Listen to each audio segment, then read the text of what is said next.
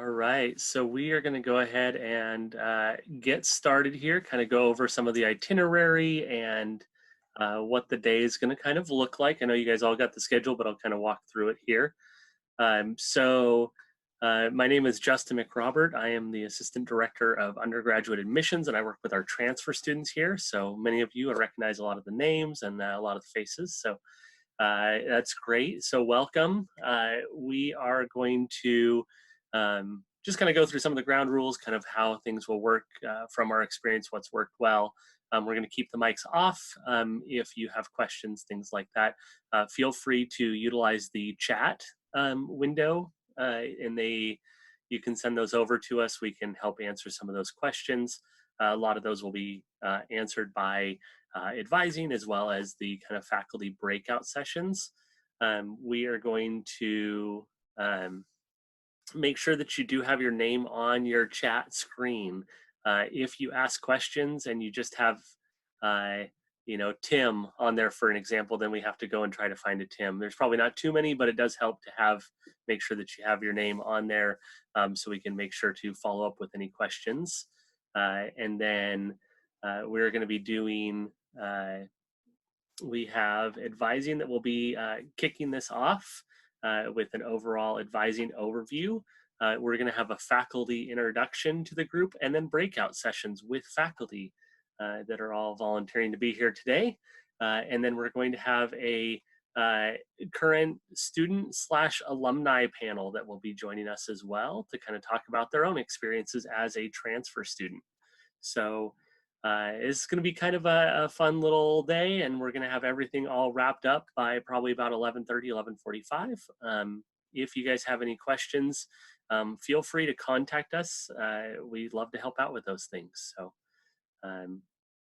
yeah, and then if anything else comes up during it, feel free to use that chat. But otherwise, I'll go ahead and kick it over to Mr. Mike Shingle. All right, hey everyone. I'm going to go ahead and share my screen because I have a PowerPoint presentation this morning, and we want to make sure that we have a little bit of time for questions at the end. So I'm here today with my colleague Heidi Wright. We're from Academic and Career Advising. We're going to go over what that actually is and how we help and support you on your way into Pacific, how you get started in terms of getting registered for fall classes, and then what that experience could look like for you a little bit as a transfer student. So Heidi, do you want to introduce yourself and say a few words? Oh, let's unmute you, Heidi.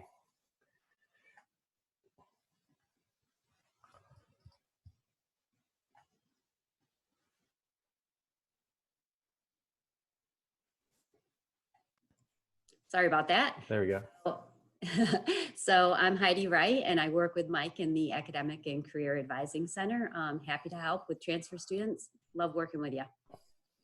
Yeah, we've been working with transfer students through what we call pre-advising. So on your way in, as you're thinking about Pacific and as you're depositing, we can talk to you about credits and what your timeline to your degree could look like and what your different options for majors are. One of the things that the Academic and Career Advising Center does is just help students get started overall, which means starting out with understanding your degree requirements, making sure that you understand what majors are options for you, and making sure that you get connected to some of the resources on campus. I talk to students all the time who don't realize that we have a lot of really cool majors that might be a better fit for them than others.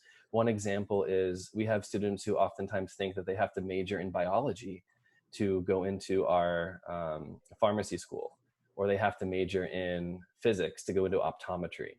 Well, that's definitely not the case. I end up talking to a lot of students and steering them in the direction of majors like public health and psychology, because you can certainly do those majors along your way to a graduate health professions program. So our office works with faculty as well as students. We work year round. So we're here to support you throughout the entire summer, through fall, and all the way through the entire school year. And so we do academic and career advising. And so we have that combined at Pacific. What we've figured out is that early on in your time at Pacific as a transfer student, we want to get you thinking about careers. We want to get you thinking about not just how to build a resume, but how to build experiences that will help you to be more competitive for graduate school, more competitive for employment, and more competitive for internships. Heidi, do you want to say a few words about some types of career services that we offer and what that looks like? Yeah, of course. So with career advising, we really do tailor our services to what is in the best interest of the student. We incorporate the transfer students' interests, values, as well as your lifestyle into helping you meet your goals. So we ask a lot of questions, right, Mike? Absolutely. So we have the work and service fair in the fall, where students are able to gain some of the experiences that Mike's talking about. And we have the First Avenue in the spring, which also helps with the job search. So we really do individualize our services for what the student needs. And we're small enough to be able to do that. Yeah, and the work study program is sort of overseen partly by our office. And so work study is an opportunity for you to earn a paycheck for employment. We have a lot of on-campus work study opportunities as well as off-campus. We have some community service work study opportunities. So if you see work study as part of your federal financial aid package, don't automatically decline it, because you would be it would be an option for you to do some work study. If you don't qualify for work study, or you did not receive that as part of your financial aid package, we can still work with you to figure out a way for you to apply for jobs on campus. One of the things that we say is word of mouth and connections into different departments is usually a good way to get employment on campus, in addition to the fairs that we offer, in addition to the online job boards that you might find. And so the academic and career advising team consists of 8 people, and you'll see their names down there. As you are admitted, deposit, and do registration with us over the summer, you're going to see a lot of these names, and you'll likely work with one of us on an individual one-on-one basis for advising. And advising actually entails sitting down with you and talking through options for classes. So on campus, we are located in 2 different spots right now. We are right next to the admissions office in Chapman Hall, as well as down the street on College Way at Bates House. So once we're back to normal on campus, you're welcome to come into either of our offices. There's usually a hot cup of tea waiting for you. All right, so for those of you who have already been admitted and are setting up your email, make sure that you're checking it frequently. Your Pacific University email is one of those things that you don't want to forget about. When I say check it frequently, I mean daily. We send a lot of information to you, and we do expect that you check it, and we do expect that you act on things that we send you. So as an incoming transfer student, one of the most important things to get started is actually the academic interest survey. So the academic interest survey is a 20-minute question list on a survey that basically gets information about your prior college credits, your goals, what you hope to do at Pacific, what your career interests are, if you're planning on going to graduate school, some of your prior foreign language experience, if you're a first-generation college student, which I am, woohoo, first in my family. I hope a lot of you are too. I work with a lot of first-gen students. But the academic interest survey is certainly your first step. And there's a link to that on our website. So after you are admitted, you want to make sure you do that right away.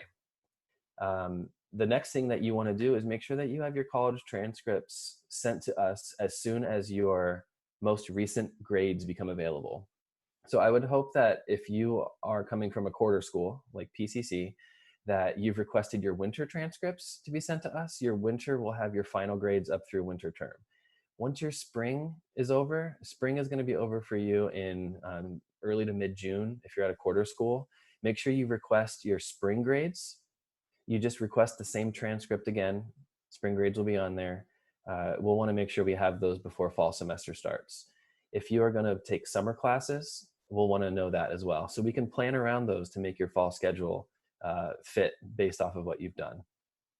The other thing that I want to let you know is that our registrar's office does all of your official evaluations of transcripts, which means they give you Pacific University credit for what you've done before.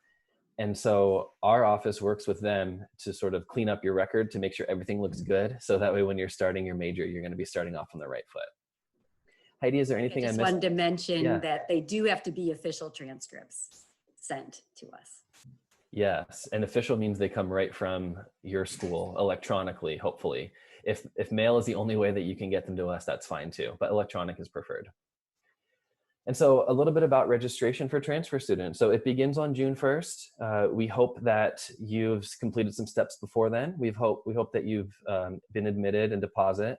We hope that you have completed your email setup. We hope that you've done your academic interest survey, and we hope that you're checking your email pretty frequently, because on June 1st, we're going to send out some email invitations. We're going to set up appointments for you. These are going to be one-on-one appointments where you can talk with an advisor through Zoom or phone. We're going to go over all of your requirements for the majors you're interested in. We're going to go over your credits, give you an estimate on timeline to graduation, and get you registered for a good set of classes for fall. The most exciting thing is you'll actually have your fall schedule. So you can start to think about textbooks, you can start to think about work schedules, you can start to think about commuting if you're driving to campus, you can think about all of those fun things managing time-wise in the fall. One thing I tell transfer students a lot is please don't worry about classes that are closed. If you look on the schedule, you're like, oh my gosh, all of these psychology classes are full, or oh my gosh, organic chemistry is starting to fill up. Don't worry about that, because we are a very transfer-friendly institution, which means our faculty are super accommodating to you. In fact, they love transfer students, and we do as well in the Academic and Career Advising Center. So we want to make sure that you're not worrying about that, because we're going to make sure that we can get you in to the classes that you need. There's not going to be a time where we'll tell you, I'm sorry, we can't get you into a class and it's going to delay graduation. We're going to do everything that we can in our power to make sure we get you into the right classes that you need to get you on track. And everybody's going to be in a different situation on that. Some of you might be coming in with a transfer degree, and some of you might be coming in with less credits. That's completely fine. Either way, we'll be able to work with you. Yeah, so just to reiterate, you definitely want to get that academic interest survey in, because that's what triggers all of these other things. Yeah, absolutely. And so, Justin, how much time do we have for questions? Let me check the official schedule here. Okay. We have time for questions. Let's Great. get them fired up. Yeah, let's add some questions into the chat. I'll kind of go through some frequently asked questions that I get as you're thinking through what you want to type in the chat.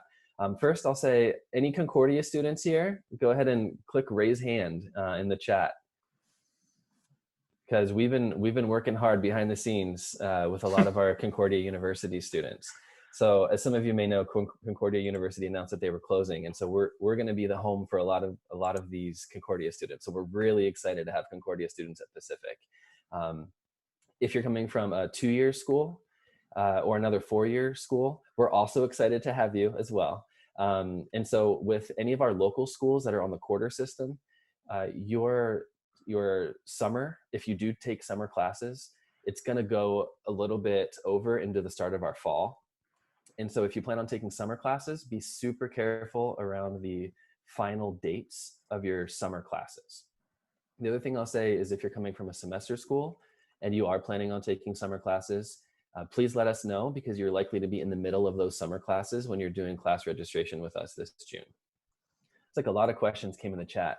At least it seemed like it. Oh no, just a lot of people saying that they're from Concordia. So yay, love Concordia students. Any questions as we're wrapping things up the next few minutes?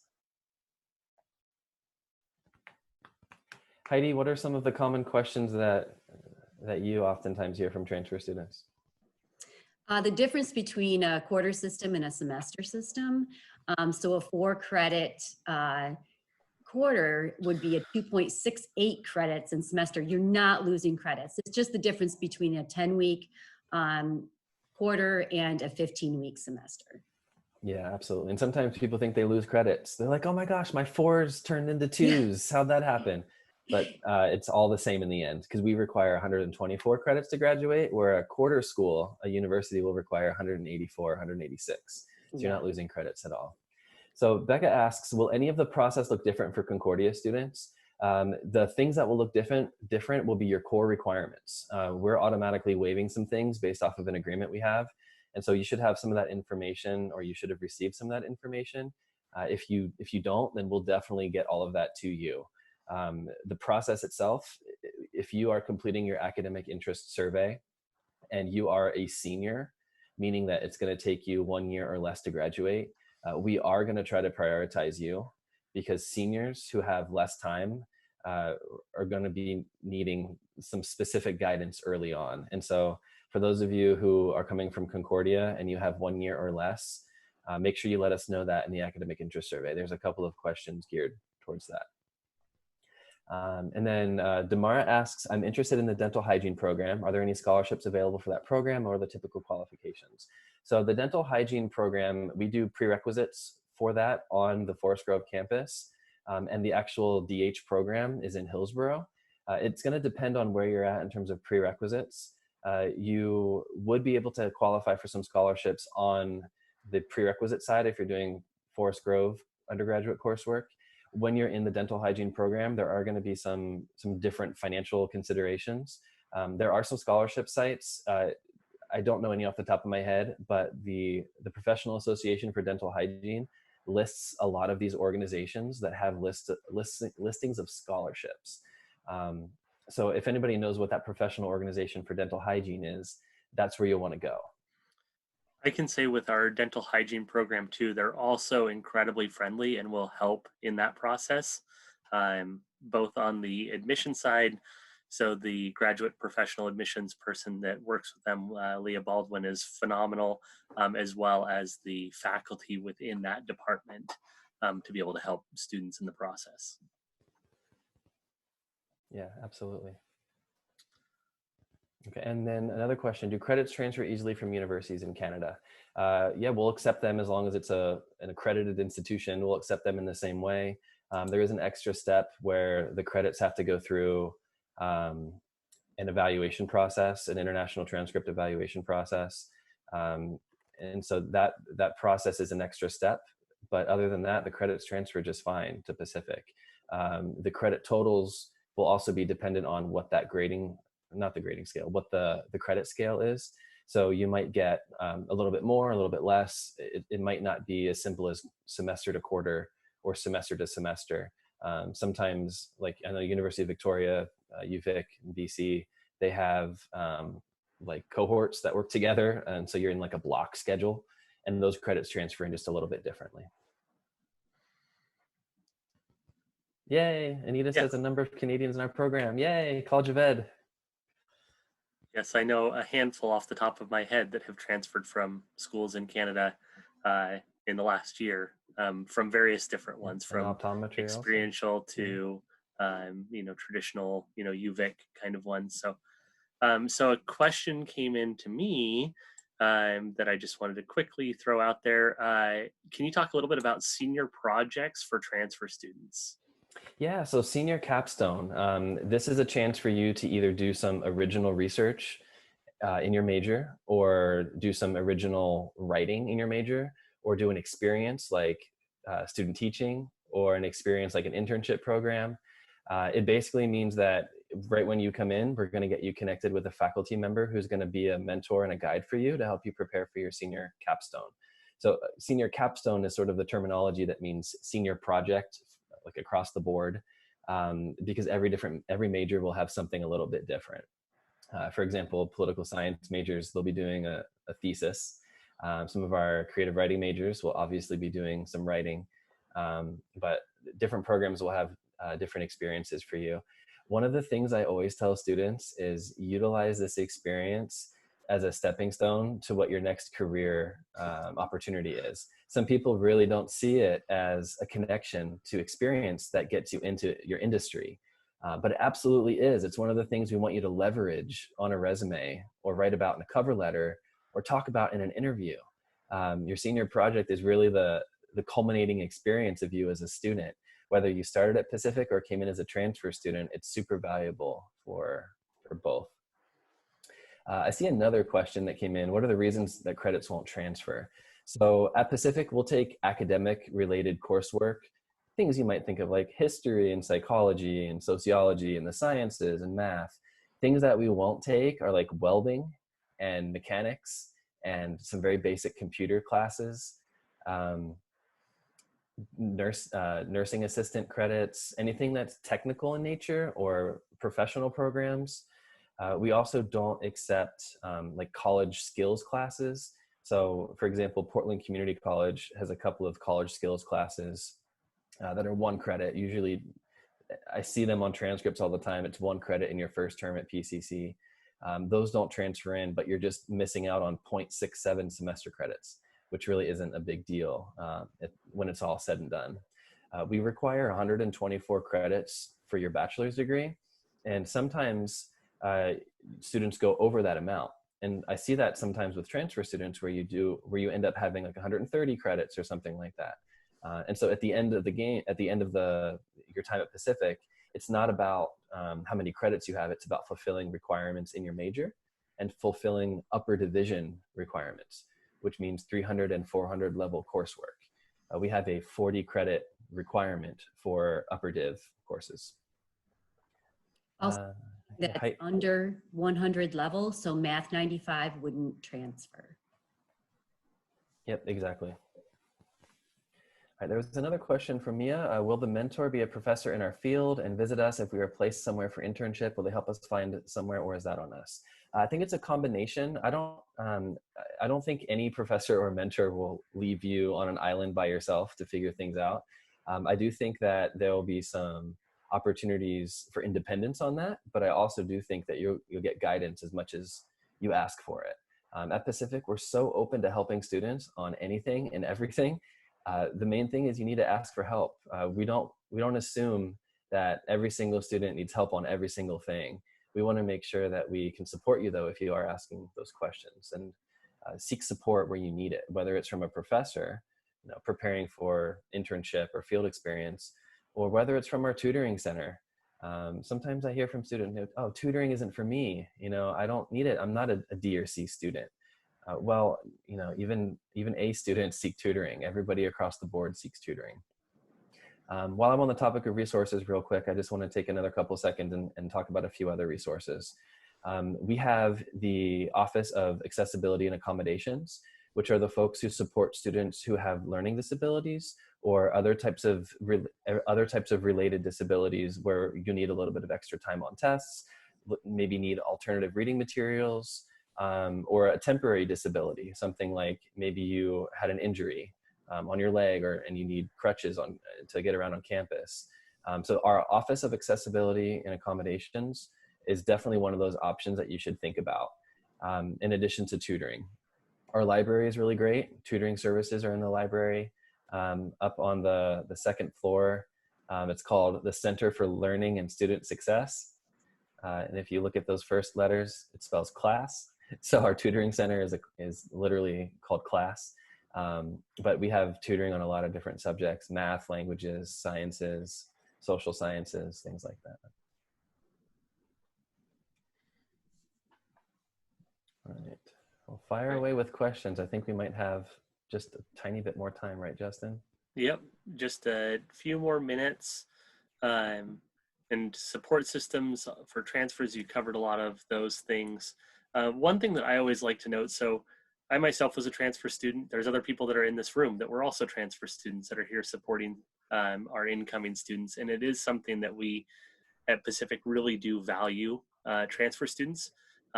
Typically it represents about 20% of our overall student population are transfers. And the nice thing too is that regardless of where you started, when you graduate from Pacific, you don't get a degree with an asterisk that says you were a transfer student. You earned that degree and you worked for that degree. And I tell students, if you lean in, you work with faculty, you talk with departments, you take advantage of those resources that are around. The students who come back, they are the ones that are moving faster and farther beyond the average student. Those are the ones that are really taking the education and maximizing it. So that's something that is really good. There's a lot of resources, but we may not throw them at you. You have to go and, okay, what are the resources that I need, and go and actually look for those. But when you lean in, talking with faculty, same thing on the study sessions, a lot of them will also host their own beyond just the tutoring center. Take advantage of those opportunities. That really sets students apart in the overall process.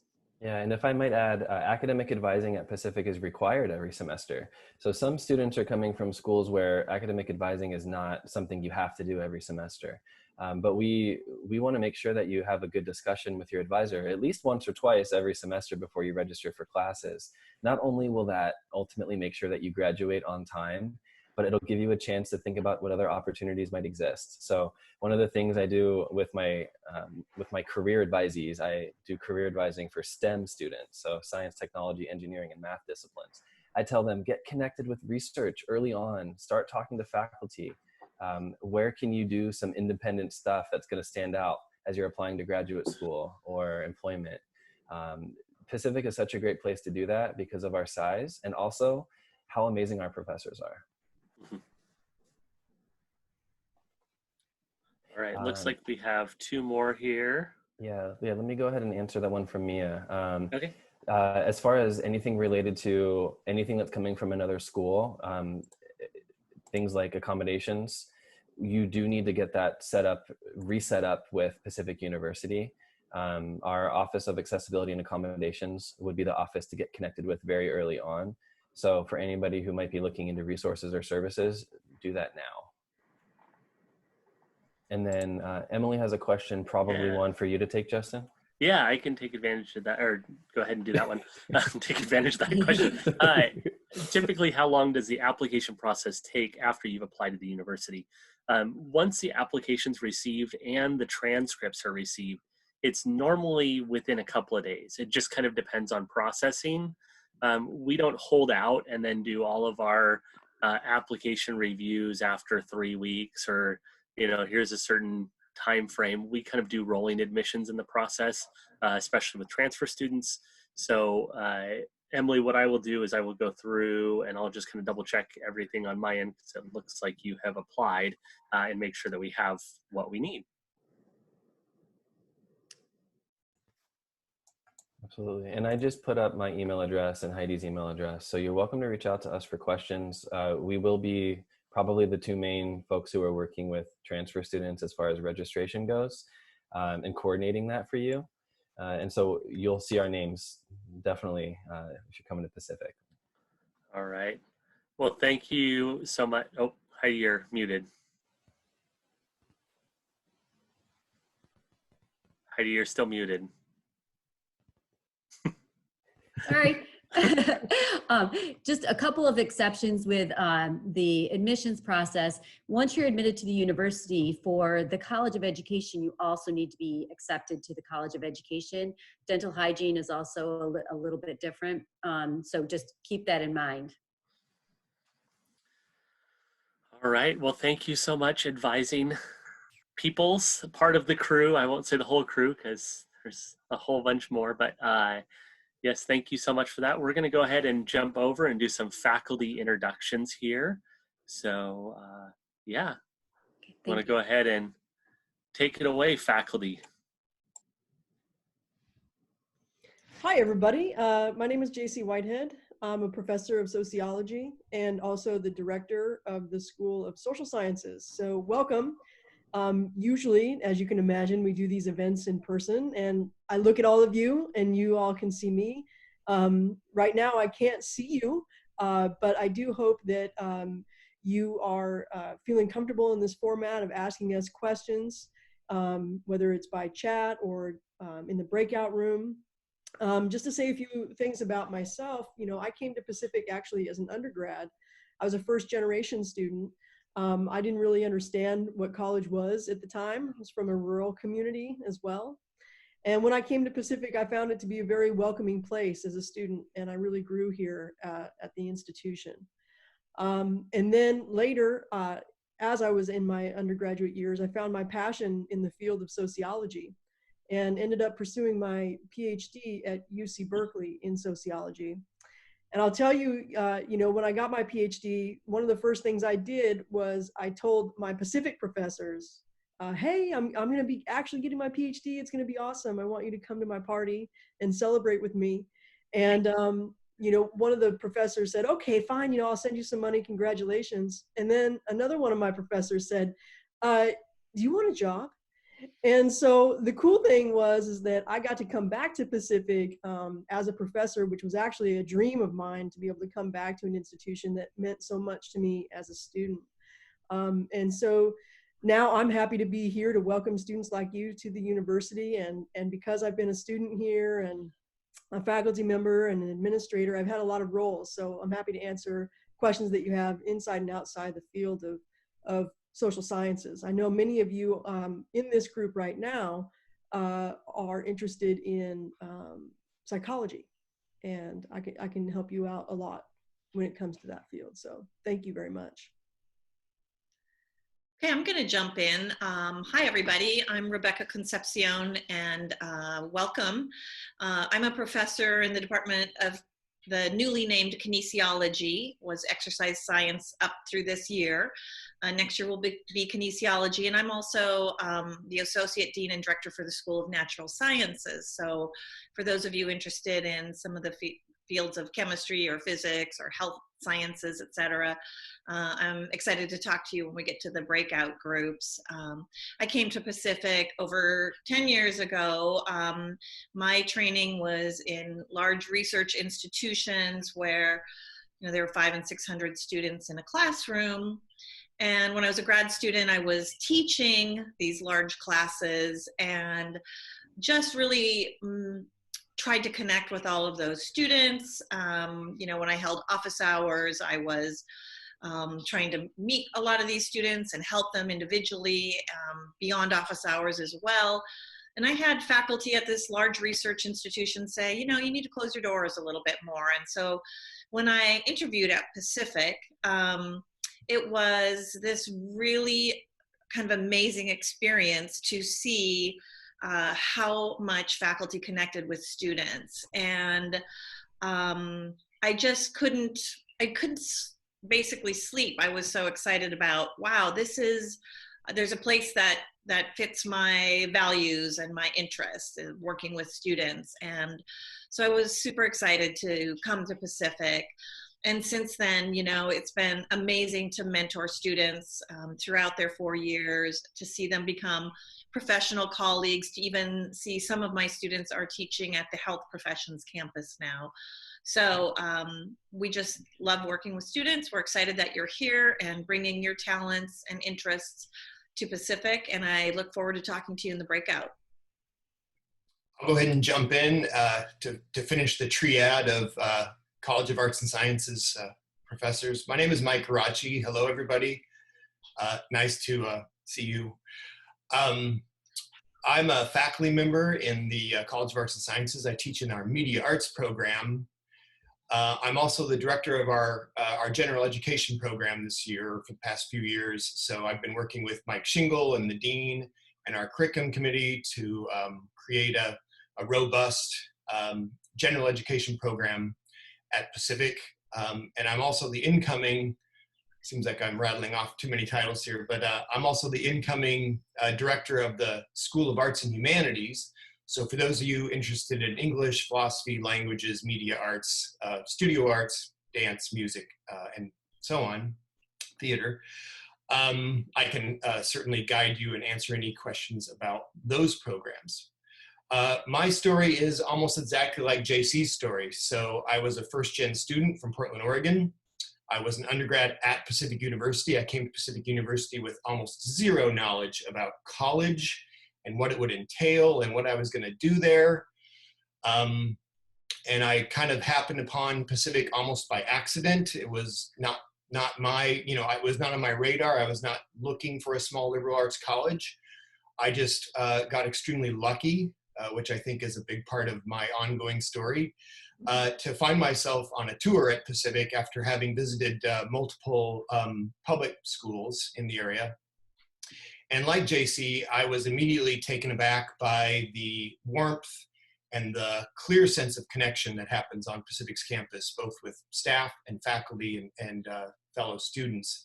So I was very fortunate to attend Pacific, and I think like JC, I had a really, it's almost cliche, but for me, I can't come up with a better way to describe the kind of transformative experience that I had at Pacific, and that I kind of fell in love with the whole notion of the small private liberal arts education and the close connections between students and faculty.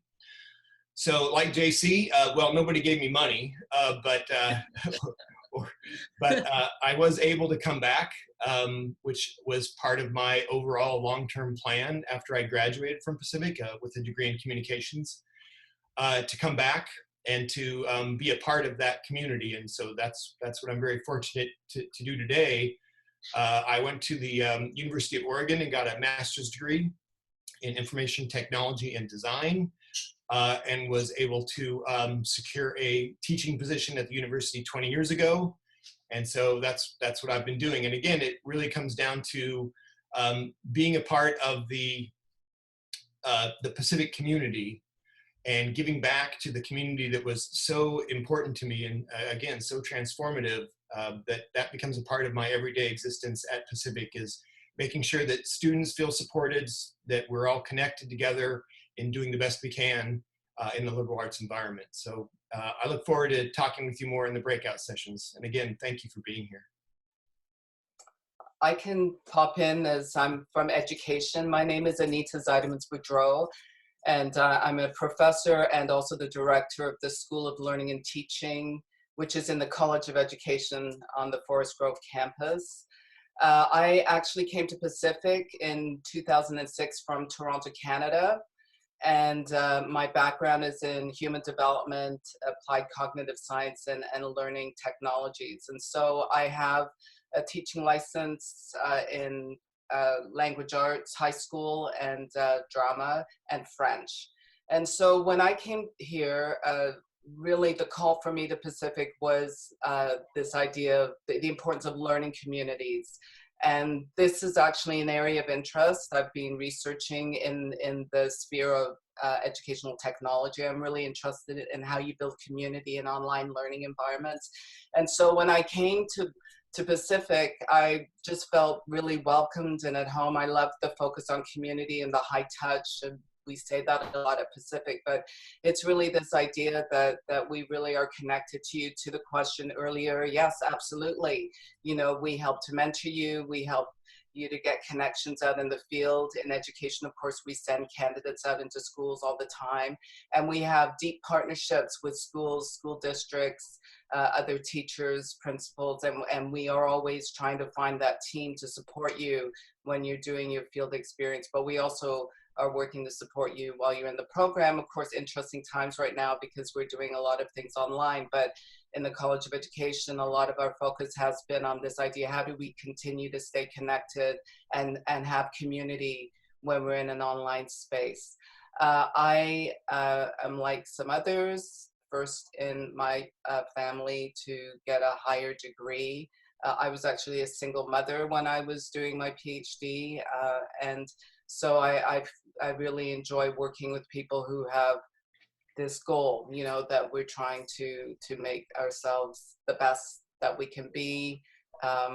And again, being in education, I am very committed to working with people who want to help make education better and to support the youth out there, because we really need strong educational systems. So I look forward to talking with anyone who's interested in education, and I think I'll stop there. Thank you. Hi, my name is Christy Sellers-Smith. I am faculty in the College of Education within the School of Learning and Teaching. This is the end of my second year at Pacific as faculty. I came to Pacific from Atlanta, Georgia, so all my students pick out my twang after a little bit. It's not too strong, but it's definitely there. I also went to a small undergraduate liberal arts college outside of Atlanta, Georgia, an all-women's college, and it had a huge impact on who I became as a person and what I wanted to pursue. I was also a first-generation college student, and so one of the things that was very powerful for me as I was a student was the connections I was able to make with faculty. Having a mom and dad who only finished high school meant that they weren't able to really do a lot of coaching for me when I went off to college. And so having faculty that really took time with me to help me think through options and understand how this whole thing works was very powerful. And definitely education was not on my radar when I went to college, but I think that the strong experiences I had with teachers throughout my life, both in the K-12 setting and at the college level, had a lot to do with why I ultimately decided that that was the path for me. My background before coming to Pacific, I worked as a special education teacher and then also a director and then executive director of special education for a large school district in the Southeast. And so I bring to the College of Education a mixture of my experience, in scholarship, which focuses mostly on the history of education and social foundations of education with an emphasis on the experience of students with disabilities. But also my practical experience of having been a special education teacher and school system administrator. I really enjoy working with students who are interested in looking at the social foundations of education in addition to just the practical side of education. So my PhD is actually in educational policy, and I spend a lot of time talking with students about the ways that political decisions impact what happens in schools. I look forward to meeting all of you and being able to work with you. I'm really glad that you chose Pacific. When I came to Pacific for my interview, I had been to several other institutions, and when I came here, I knew that it was home. It felt a lot like that experience I had as a student, and I knew that that was the place I wanted to be so that I could give back in the same way that professors in small liberal arts colleges had given to me. So welcome. Hi, everybody. My name is Ryan Garcia, and I'm a director for the College of Business. Like others, I too graduated from Pacific in my undergrad, and I was a first-generation college student, at least in this country, since grandparents got their degrees before coming to the U.S. And then actually I came back to Pacific where I got my master in business administration. I guess no matter what, the opportunities have presented themselves to me. I always found that the community in and around Pacific really is special. And I think we're definitely seeing that right now during these interesting times where even outside of typical class or working hours, we see a lot of faculty and staff coming in and chatting with everybody. So thank you, and I look forward to speaking with you more during the breakout sessions. Oh, let me start my video. Hey, everybody, I'm back. We've officially done the introductions. So we're going to go ahead and do the breakout sessions. There will be, it's roughly about 30 minutes in those sessions, and there will be a 2-minute warning that pops up. And then at any point too, if you guys get done with all of your other conversations and everything, we'll be back in the main room. So Gina will go ahead and disperse people out. All right, it looks like people have made it back to the room. So thank you, faculty. You are more than welcome to stick around if you want for the student panel. Otherwise, you guys are all good. And then for everybody else in here, the panel has said that they like to see your faces. So if you want to turn on your camera and say, hey, it's kind of nice rather than just talking to a general screen. So yeah, you can see some faces. Oh, now all popping up. Here's, look at that. All right. And if you want to keep it off, you're also totally fine to do that. But all right. Very good. So we are now officially at the student/alumni panel. So we have Joseph Schmitz, Alyssa Pinter, Chris Walker, and is it Alexandra or Lex Reyes? Sure, yeah. We're gonna go with Lex. I'm sorry, I just can't.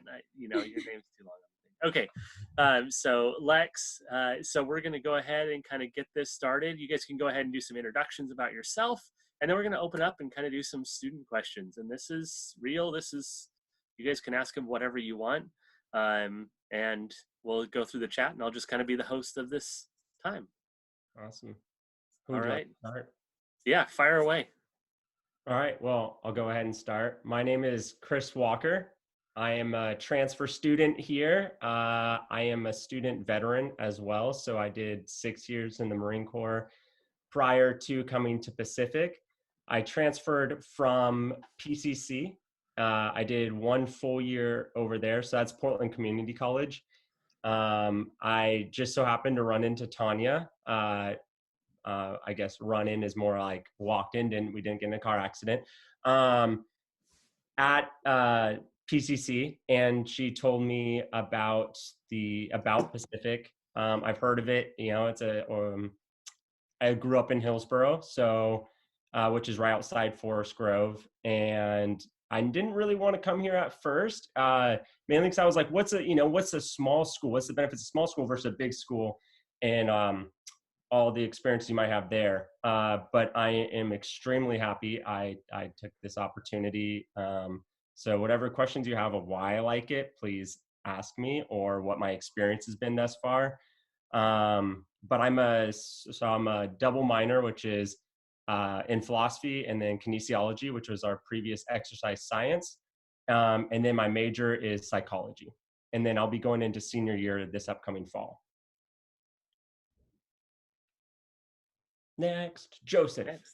Hi, I'm Joseph Schmitz. I'm a transfer student from Quest University in Squamish, Canada. I went up there for a year, but there, it was a little far from home, and I realized we needed something different with my programs and involvements, and I needed a bigger school, if you can believe that. That I came to Pacific for a bigger school. There were only 500 students on campus at that last school. But my mom recommended Pacific to me, and you should listen to your parents because they sometimes know what they're talking about. And I checked it out, and I fell in love. And I'm a business management major and an outdoor leadership minor. I'm the staff development director at Pacific University Outdoor Pursuits. And if you guys have any questions about that, I'd love to answer questions. We take students on trips to all crazy places in Oregon. We go backpacking, whitewater rafting, climbing. It's a blast. So yeah, I'm happy to answer any questions and tell you why I love it here. I can go next. My name is Alyssa Pinter. I am an alumni from the Media Arts program. My focus was in film, and I have a sociology minor as well. I chose that combination so that sociology informs my films that I make, and so far most of them have been social documentaries, and so that's what I enjoy. Professionally though, I have been doing a lot of film and TV production where I'm not the main creator. There's my cat, her name's Kitten. Anyway, I've been doing a lot of reality TV this year. I've worked on 90 Day Fiancé, American Idol, I don't know, lots of stuff like that. And it's been a lot of fun. I don't know if that's how I'm gonna continue my path in media. I think this time when we're slowing down, has made me reconsider a lot of things. So I'm thinking about what's next now. Awesome. So I think my screen says Alexandra, but I go by Lex Reyes. I transferred to Pacific a couple years ago. So I'm like a two-time alumni.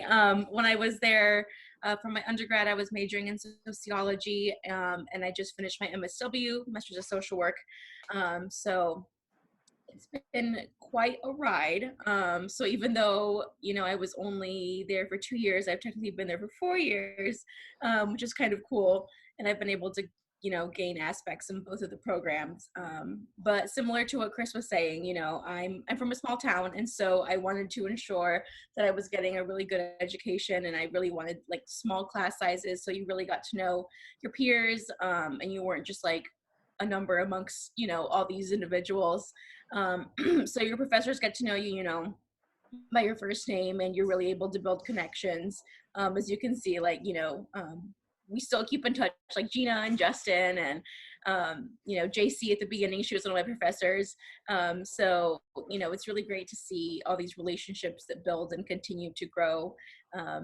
When I was an undergrad student, I actually worked at the admissions office, and that was a great time. I got to meet all the admissions counselors and, the ins and outs of, what it kind of takes, both for first year students as well as like transfer students and all the great things that come with that. I actually also work for Sarah Summers in the graduate program. So, I just love Pacific so much. Can you tell?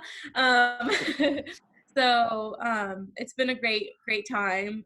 In my undergrad experience, I was involved in different extracurriculars like MECHA and other multicultural clubs. And now in my MSW, I've been a part of other things as well, like the Student Leadership Committee, student government, the Latinx Affinity Group, and a couple other things. Awesome. All right. So thank you for the introductions. Should we just jump into questions? You guys have questions? Asking real people, real questions. If you want to fire them over in the chat, or you can also just turn your microphone on and ask a question, because that's kind of how we roll. So, anybody ready? I have a question. Okay. For Lex, can you tell me a little bit about your experience with the Latinx Affinity Group? Yeah, of course. So the Latinx Affinity Group was created by student government as part of the master's program. So if you want, I can touch base on the multicultural clubs in my undergrad. Is that okay? Yeah. Okay, cool. So yeah, I was part of the Hispanic club and as well as MECHA, and they were really great experiences. I know that MECHA was started by some of the social workers, and actually the first year that it came into act was actually my senior year, so it was very new. And then the Hispanic group was actually held by some of the Spanish professors. And so it was a really great time to meet other students of same backgrounds. And we celebrated a lot of like traditional things like Dia de los Muertos, you know, posadas during Christmas time. And so it was really great, you know, to kind of get that aspect, you know, in a new home, because I feel like Pacific was like kind of my new home away from home, you know? So it was really great to be able to still celebrate those traditional, you know, kind of things, all being with new people and keeping those traditions alive. Yeah. Cool.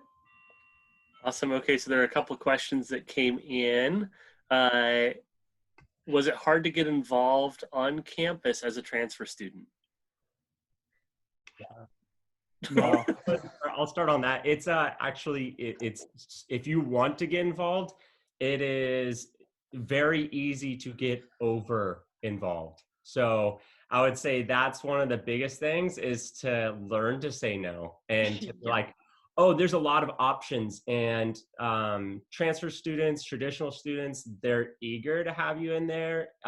It's a lot of fun, so it's easy to get wrapped up in that and almost be like, can I just major in doing university stuff rather than actually, there's so many things to choose from, and it's an absolute blast. And then it helps you just network too. So it's fun to see how intertwined the university is. So you might be working in this club or helping out this organization, and then suddenly you realize that some of the people in there are also working at this one. So then you start working in this one, and then you help out this one, and you're like, oh wow, it really is one big community, and everyone is helping out everyone else and is connected in some way. So which helps you get to know faces. So like, there'll not be a time that I'm going between classes that I don't see at least a dozen faces I know and people. So that makes it really feel like home. Yeah, no, Chris is exactly right. That was a big concern when I was coming in as a transfer student. I was very heavily involved when I was in high school with my high school student government, all of that. And, you know, I thought, oh, transferring, I'm not going to be able to find groups that have already formed freshman year and stuff. But, you know, I went on a voyage with OP, and I met some of the people who worked there. It was like, hey, can I work at this place? Like, how do I do that? And before I knew it, I was working there, was a part of the team, and now I'm on one of the cadre members. And then there was choir, and it just started going crazy. And before I knew it, I'm like, wait a second, I need to stop doing stuff, because that's exactly what happens. It's, if you seek it, you will find it. Very easily. Yeah. Awesome. Okay, who is your favorite professor and why? Uh-oh.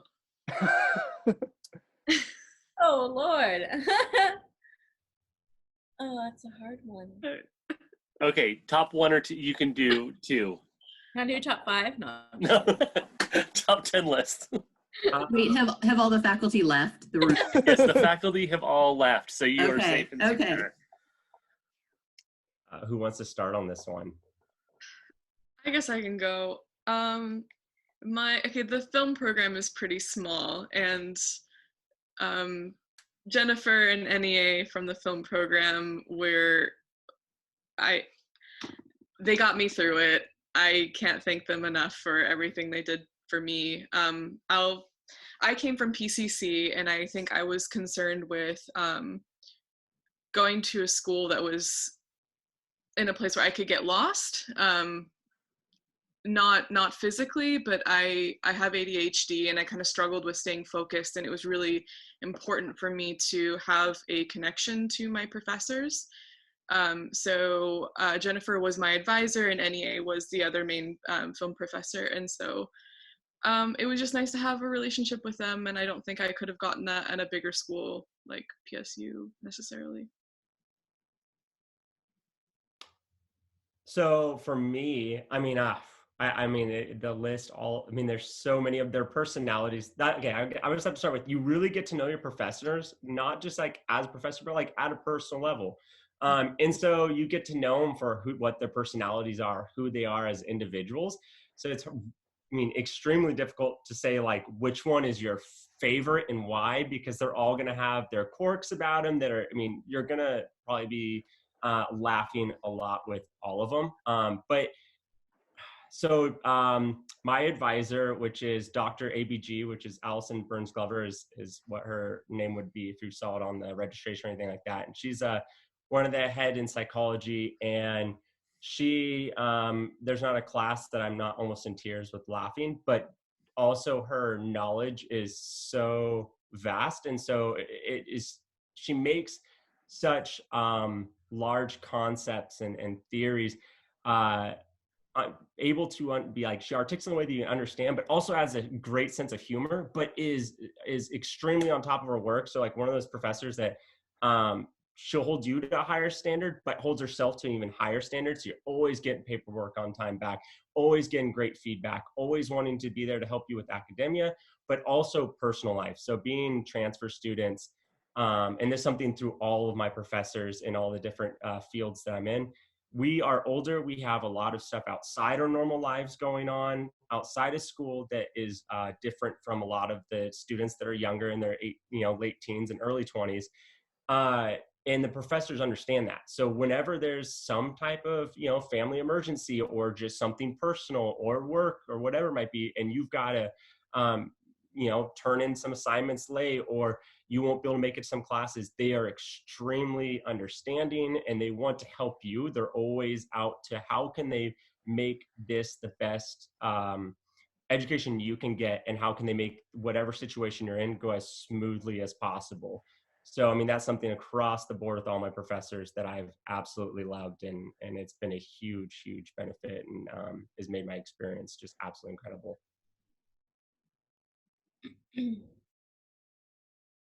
Yeah, for me, okay, I narrowed down to 3. So,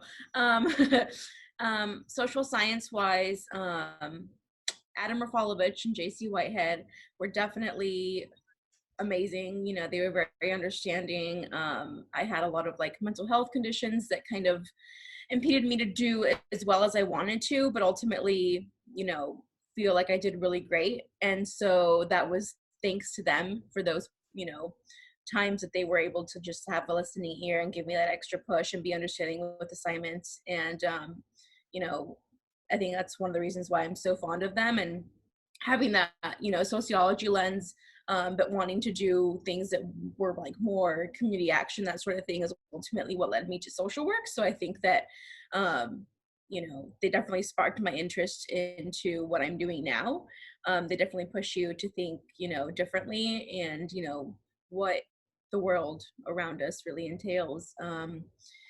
And music wise, because I was a music minor, Tim Stevens, I don't know if he's still there or not, but he was just so funny, just so amazing, and great to work with. So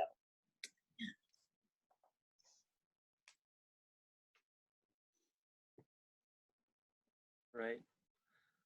Did you want to answer this one, or are you going to try to fly under the radar, Joseph? Well, it's Yeah, exactly. Everybody. it's hard. You know, I've only been here a year so far, but every professor I had, you know, from first semester to this semester, has just been phenomenal. You know, one who really does stand out though is Dr. Scott Toomey, the choir director. That he's like Santa Claus, but a professor and choir, and he's just amazing. And every time you see him, he's got a smile on his face, and you just can't help but feel inspired when you're working with him. And he's an amazing person. And even if you're not, you know, you don't do choir stuff like that, I hope you get to meet him, because he's just, you know, your life is better for interacting with him. And then I think in business, Laura McNally, she's an accounting professor, but she is the most badass lady you will ever meet. You know, she breaks every accounting stereotype. She goes whitewater rafting, backpacking. She's traveled all over to pretty cool places, and she's just amazing to talk to and an inspiration. And I've never even had her as in a class, but I still think she's phenomenal. And yeah, you're just going to meet so many amazing professors. All right, awesome, thank you. So now we have a couple of questions. So is there anything that you would change or do differently from your transfer process, and what, or any advice is welcome? So. Yes, would have gotten more involved faster by personal choice. I kind of going to a commuter school prior with like PCC. So community colleges, you're kind of in and out. You go to class, you leave, or you go study. And so I kind of, my first semester at Pacific, I kind of treated it as that. I was just like, all right, go to class. That's what I know.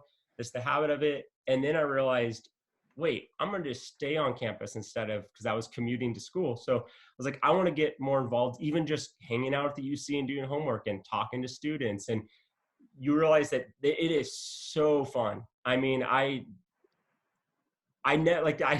just recently, this last term, moved just down the street from campus just so I could be closer, because I don't want to leave it. Like, I love being on campus. I love being around the students. I love interacting with the faculty and the staff, and then even the locals. I mean, that's something you'll experience too. So my advice would be, try. It might be a little uncomfortable at first, because you maybe feel a little bit older. All my friends I made, they're like, oh yeah, no, I don't see, I'm excited to learn from the students that are transfer students. I've had experience outward, because they want to learn from us. They want to know, oh, have you had jobs before? What's that like? What other schools have you been to? So that's something they want to interact with. So traditional students, even though they might be a lot younger than you, they will want to spend a lot of time with you, and it's just spend more time on campus. All right. Somebody else has to take this too. I could say, I don't know if this is necessarily something I would have done differently, but it's something I just want to tell you to consider. If you're transferring in, you know, you're kind of on a different timeline than other people. So in my case, even though I love Pacific, I wanted to finish things as fast as possible, just because I had already taken my time at PCC and I just kind of wanted to be done. And so I came in January, and then my graduation date was in December, or technically January. And so being in the film program that's already really small but still really great, I ended up being the only one that was doing my senior film on a different timeline than other people. So you work on your capstone for a full year, in some cases longer, with prep. So for me, it looked like, so let's say, what is this, spring 2018, or yeah, spring 2018, I'm pre-planning. Over the summer, I filmed, and then in the fall, I was finishing up my film while everyone's doing the opposite. So it kind of felt lonely sometimes to have to do that. I would say that it takes a really strong person to kind of take all that on by yourself and advocate for yourself. So if you're not ready to do something like that, then you might want to reconsider your timeline. Yeah, that's all I would need to say about that. But yeah. Awesome. Okay, so now we have two that are getting involved questions. So what is your advice for a senior transfer to do around campus? And the second one, so you can take one or both of these. The second one is, what kind of things can you do to get involved in? I've always wanted to be involved with the school community, but I guess I don't really know what that means because I've never gotten to do it. So yeah, take it away. Okay, well, so for senior, I'll start with that one. I mean, honestly, it's going to be up to the timeline that you have. So like, if you're like, okay, it's my senior year and I don't have to like I'm not going to be so overwhelmed with my classes, and it's going to be a little bit more lax because you did a lot of your heavy loads earlier on. I mean, that's something that while you're in that you would talk to, like, I mean, you could probably reach out to any of us via email. Joseph and I are still a part of it. They'd be like, who could I talk to directly? But like, for example, I'm a part of the student senate. And so the student government, and that allows you get to hear about, be involved in a lot of the voting of things that happen with the undergraduate population, along with you get to hear a lot of things that are going on within the school that you wouldn't normally necessarily hear about because you get to hear from all the leaders of all the various clubs. But there are so many clubs to get into, to become a part of. There's a lot of, if you also want to like do some work as well, there's a lot of like the student work that's involved with the school. So you're being a part of the programs they set up. For example, would be like one of them is the orientation, which you guys will have. Hopefully it'll be in person, but like a couple of my friends, they work as setting up the orientation, but they're also involved with it. So they're helping out the transfer students and incoming freshmen. So then from that, you start to meet more people, and then you can then move on. Like you'll hear about another program. It's almost, once you hear of something, go talk about it, and then it just like starts like a wildfire. There's so many things that people want to like, we want you here, we want you here, we want you here. So like I said, it'll be hard to almost like not get overly involved. I don't know if that really answered it too clearly, but it's mainly just like when you know someone that's a part of it, just reach out to them, and then they can kind of like set you from there, like a contact who to talk to. So there will also, at the beginning, there's like a club fair that gets hosted out in the middle in the, what was it? It was in the UC last time. Yeah, out in the UC, and every club will come, they'll set up a table, and you can just walk through and say, hey, that looks interesting. I'm going to go talk to those people. You know, everyone's super excited because everyone wants to have more people join the club. But, you know, there's things from we have rowing. Yeah, there's rowing. There's different language clubs. Transfer student club is one. Study abroad. I don't think that's the actual name of it, but there's a club for students who have studied abroad. It's Ultimate Frisbee. That's a big one. And then there's other, you know, more kind of class-like things like choir. Anyone can join the concert choirs, you know, but it's an actual class period you take, and you just go and you sing with Dr. Scott or Sam, and it's a blast. But yeah, there really is a lot, and it takes different forms. You know, so there's a lot of different kind of like club sports teams. The only one I really know about is the Ultimate Frisbee, but yeah, it's a good time.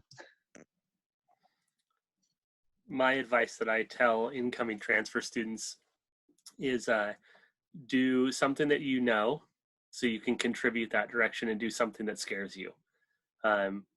Join a club or hang out with people or do something that's outside of your comfort zone. That's one of the coolest things, is talking to people who said, and it was, you know, a football player who's in business and all that. And he said, I decided to take a dance class. Like, I've never done a dance class. And then pretty soon it's like, I actually really like dance. So you have a big football player that's down there doing all of their dance exercise, but it's because they actually took a risk to do something. So if you stay only within your scope of what you know, then you're going to be limited, but still do something in that, because that's where you're going to be able to add value immediately. So it's kind of a two-part thing. And as Joseph pointed out, we do have a yoga class, and then there's lunchtime yogas, and right now we have virtual yoga a couple times a week. So there's the faculty and staff are also heavily involved in a lot of the activities on campus. So it's a good way to kind of meet people outside of your normal scope or sphere of people.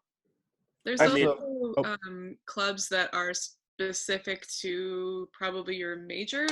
So in media, we had Puma, which is for people that are interested in film and video, and they'll have screenings and stuff like that. So it can also be a really good way to get to know the people that are within your major that you may not be spending a lot of time with outside of class. And so as a staff or faculty member, every club or organization that's on campus also has a staff or faculty advisor. And so I'm an advisor for two very different clubs on campus. So I'm the Unified Sports Club. So if anybody knows Unified Sports, it's Special Olympics, peer-to-peer sport. So I'm the advisor for that, and I am the advisor for the Judo Club. So kind of on two different judo skills. Yeah. There's also there's classes like there's a downhill ski and snowboard class that's offered in the winter, into whitewater kayaking, intro to rock climbing. I mean, I did a class, it was part of my kinesiology minor, and it was a surf class, and I actually went to Costa Rica for a week and a half and surfed this year. So, I mean, and then on top of that, like I did a full year of rock climbing classes through, and it went to my kinesiology major, and there's also like an elective one. So it went to my major and my minors. And then on top of that, I'm big into rock climbing on the outside of school. And so you also get to meet people who are into these different sports and activities that are doing it no matter what anyways. So then it might not necessarily be a part of the school directly, but you're probably gonna be doing it with students from school. And even some of the faculty and staff. Like, I mean, there's a number of them that will be like, hey, I'm going out climbing this weekend. I'll see you out there. Or you'll be out there and you'll see them and you'll chat. Like it becomes a really personal connection with them as well. So. Awesome. Very good. Okay. Any other questions from the crowd, from the audience? No. Okay. So I would say, what is your so for the panel, what is your one piece of advice that you would tell somebody who's considering making a decision on which school to go to? What's something that needs to be a priority for them? And you can't just say choose specific. I just want general information that's a.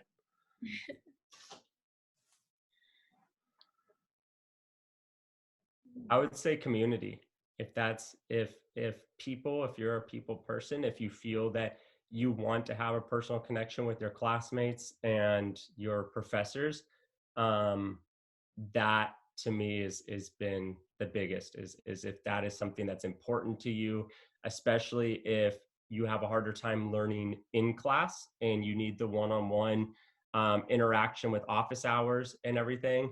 Also some leniency, like I said, we have also a lot of outside, as transfer students, a lot of outside school stuff going on compared to the normal traditional student, that if that's something that's of a worry, I have been absolutely amazed by how willing they are to help students and reach out to them, and then also go out of the way to have that one-on-one connection with you to help you with the course. They want to see you succeed. I would echo what Chris said. If you want familiarity, if you want to be able to walk around campus and recognize people, see your professors walk around and know them by name, to be able to just go and talk to your professor when they have office hours or when they don't have office hours. They're always willing to help. And yeah, it was really valuable to me to be able to have those kind of relationships with students and professors.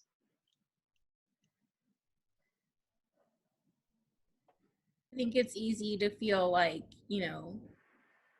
you have like imposter syndrome coming into a place where, you know, people have already been there for like 2 years and you're trying to, you know, play catch up. But I think that everyone is just a big community and want to see like thrive.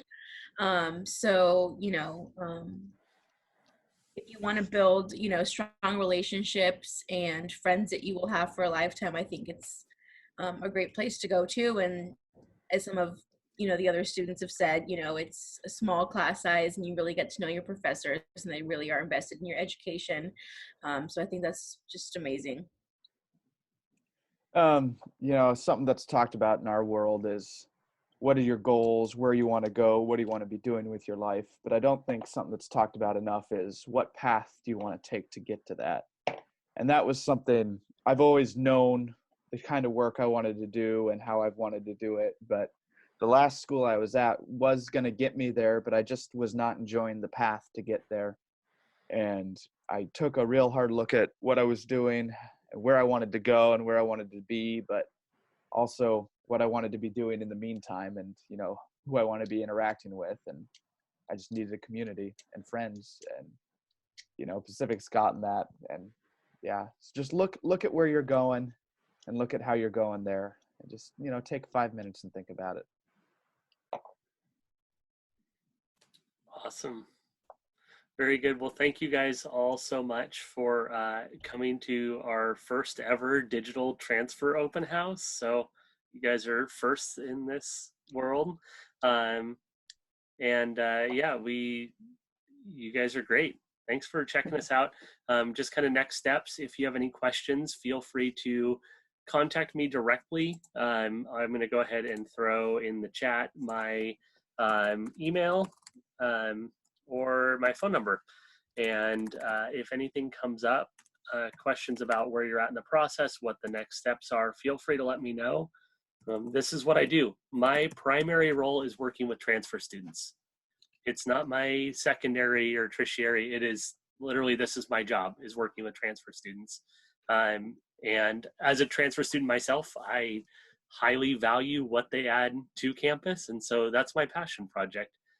That's what we do. And it is great. And I, you know, love having transfers that are on and able to get those experiences that I feel like I missed out on because I went a different pathway. So anything else before we close? Otherwise, thank you, panel. Justin? Oh, yes. Quick question that came in while you were just giving the wrap. Any ideas about when campus might be open for tours? Oh. I don't know. Don't ask me. Yes. So we want it to happen too. Yes, we want it to happen very quickly. The only thing is that we have to follow all of the safety goals and guidelines. Now, one thing that it is not walking across campus is not getting your feet on the ground and actually feeling campus, but we did invest in very timely route. We actually invested in a full digital 360-degree view of campus, so you can actually do the digital tour, and that was done like in August, September. So if we didn't have that done, we'd really be hurting to try to show people campus, but that is definitely an option. We're going to kind of keep people posted on when we can help them see campus. You know, we're hopeful everybody keeps doing what they need to do and we get to open back up. Working from home isn't as much fun as hanging out with all my coworkers in the office. So. Yeah, and we know that it's different. You know, seeing the buildings is very different than getting to hang out in the UC and have a cup of coffee together and see students greeting each other and get, you know, just really the vibe of campus. So yeah, we were going to do that as soon as we possibly can. And Gina and I both support Justin in working with transfer students. So I know I've corresponded with a few of you, but please also feel free to reach out to any of us. Happy to help as much as possible. Awesome. And actually, it looks like our entire panel has also volunteered themselves. Yeah, you guys are awesome. Questions as well. They threw their contact up in the chat as well. So the campus is still open to like walk through as well. I mean, I'm there all the time to stroll. I mean, you might not have someone tour it, but I'll give a 6 foot distance tour. Like, this is what it is. I mean, I'm down there all the time. Almost every day I'm strolling down towards campus and walking around it. It's pretty somber, not seeing everyone there, but it's a place I absolutely love to be. I do not want to be away from it for more than like 48 hours. And so I have to go walk through it and just sit in some of my favorite places and just think of all the constant interaction with students walking around and all the friendly faces. So I'm super excited for it to open back up and see everyone.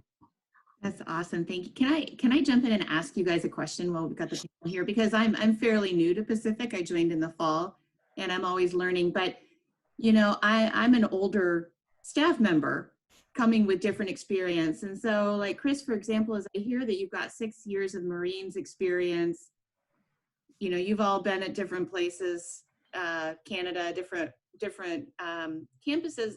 Did you find that it was frustrating at all to join a campus where there are primarily traditional students? I mean, can you speak to that at all? Was that a tough transition? I thought it was, I loved it. I live vicariously through them. So they have these experiences I didn't have, and I have these experiences they don't have. And it's built in these friendships and these bonds that are so extremely special to me and invaluable, because I get to see this side of a life I didn't, and likewise, and we get to share these perspectives. And I mean, quickly, you don't feel like there's any age gap. I mean, I'm 10 years older than half of the students I'm with in my classes, and it doesn't feel like there's any age gap. And I didn't find anything difficult with it at all. And there's some of my other transfer students I've gotten to know that are older than me, same experience with them. They are like, oh yeah, I feel like I'm almost like a kid again. Like, it brings me back, and they don't treat me like I'm an old person. You know, it's more like I get to be very much part of the community. I always have to stop and be like, wait, I am older and I've had this experience. That's right. Not all these students have had this, but you get so wrapped up in with everyone there. It doesn't feel like there's a difference. I'm very happy to be on a campus that I see more people than I do bears on my campus, because that was a problem at the last one. But it's great. That's a unique problem. It was very common to get an email saying, hey, can't have breakfast today. There's bears wandering around. But it's great seeing people. You don't feel like you stand out at all. You know, you're just part of the community. Everyone's so welcoming. You know, you can strike up a conversation with pretty much anyone on campus. And I mean, some people might be in a hurry to get to class, but everyone's so nice. And, you know, and when you are a transfer student, you know, people want to hear your stories. Everyone just thought I was from Canada. I'm not. I'm actually from Oregon. I was born and raised here. But because when you know, they love hearing about where you've come from, what your experiences are. And yeah, you feel so welcomed. There's nothing else like it.